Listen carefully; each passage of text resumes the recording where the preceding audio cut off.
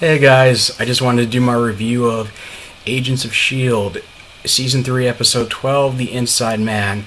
So, the premise is basically General Talbot, who's been appointed to the new head of the ATC, begrudgingly accompanies Coulson to what they call like an alien symposium. It's supposed to be a bunch of delegates getting together about discussing a coalition to help the Inhumans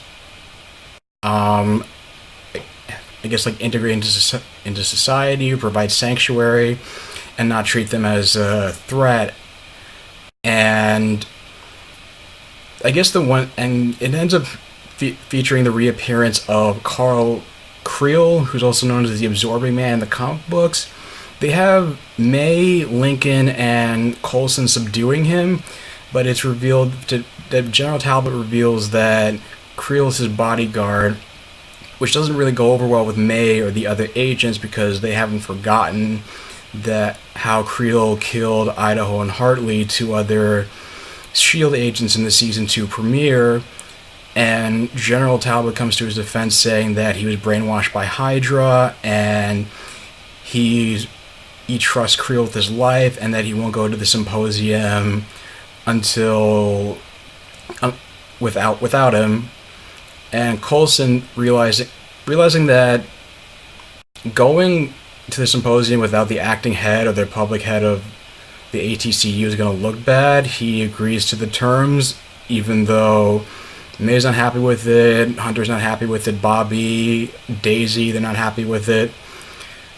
But Hunter he feels like they're not supposed to have weapons, but he's paranoid and decides to smuggle weapons there.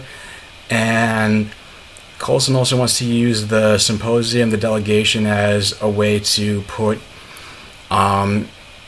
surveillance equipment in the leaders' hotel rooms because he feels that at least one of them is in league with Malik and Hydra, and so he wants to find out who the inside man is. So they go there. Talbot has to wear his traditional robes, and they play it up for humor how he feels like it's a dress, and he complains about he's kind of like racial profiling. It was a little bit like a racial profiling based on their nationalities and complaining to their people's faces about their unpronounceable names. And Coulson's supposed to be there as like a doctor who's diagnosed Inhumans and said that they're not a threat. Their genetics is not a disease. They just want to be part of society.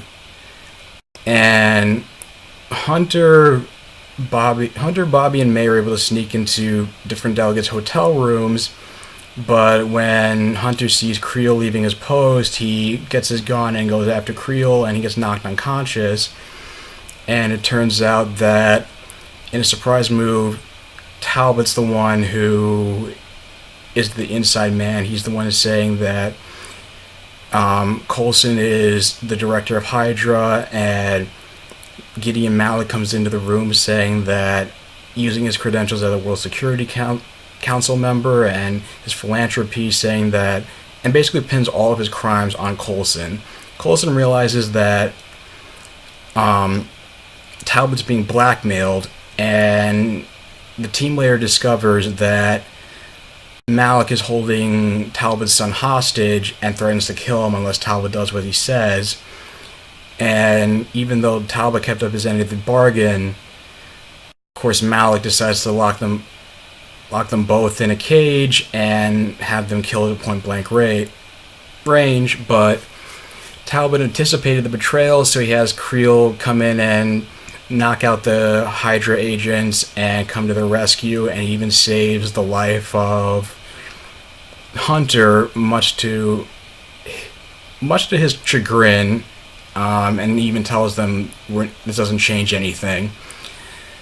But it's kind of cool that they give him like a redemption arc, and just wondering where this is going to go. And they're able to find, and May's able to get to the truck where the son's being held captive. He's being nursed back to health, and it seems like Glenn Talbot and Phil Coulson decide they want to work as partners, as equals, and it seems to like naturally lessen the tension between the two characters. The other side story is that because Creel was like the only human who survived the Terrigen Mist, Terrigenesis.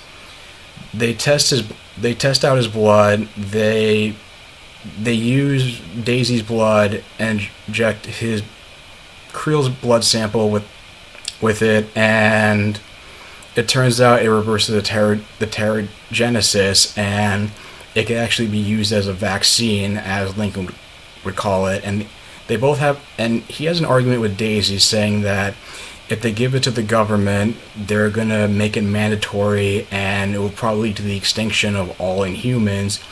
Lincoln says that because of the fact that Terrigenesis is happening at random and not from, and instead of like people who are being screened by Daisy's mother, who they make sure they're like well-rounded people and not going to go off the rails, he's for it. So, but eventually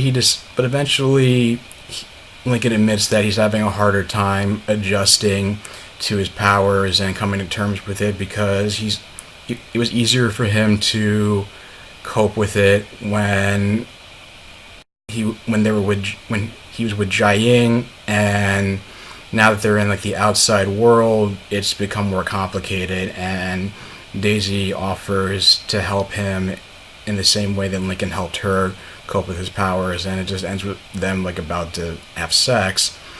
Meanwhile, Hive, the Inhuman who's possessing Grant Ward's dead body, he's able to disintegrate his body when Lucio, the crooked cop, Mexican cop, and also the Inhuman from last episode, tries to use his powers on Hive.